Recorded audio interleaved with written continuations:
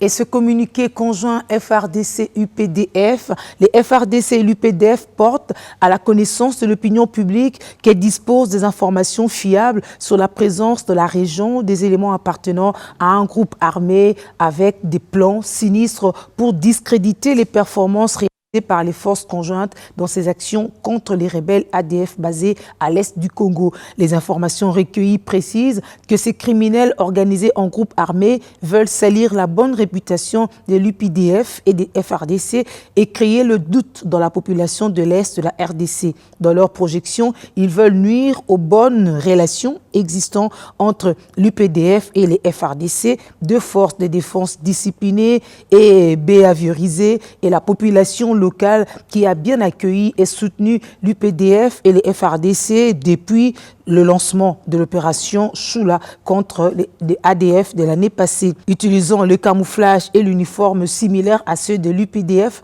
cette fraction criminelle a planifié de commettre des atrocités en massacrant des civils innocents dans le but de faire croire que l'UPDF s'est retourné contre les personnes que les FARDC se sont engagés à protéger. Le but ultime recherché est de déstabiliser la région et discréditer l'UPDF et les FARDC pour raviver la stigmatisation dans l'opinion. À cet effet, les FARDC et l'UPDF tiennent à alerter le public tant de l'Est de la RDC en particulier que celui de l'Ouganda en général de la planification des attentats et actes de sabotage par ces criminels et appelle chacun à la vigilance et à dénoncer ou signaler tout mouvement suspect des restes des terroristes ADF. Enfin, les FARDC et l'UPDF rassurent le public qu'elles ne seront ni distraire ni détourner de leur mission pour neutraliser définitivement l'ennemi. Elles affirment que dans la conduite des opérations, elles respectent les droits de l'homme, le droit international humanitaire et les règles d'engagement.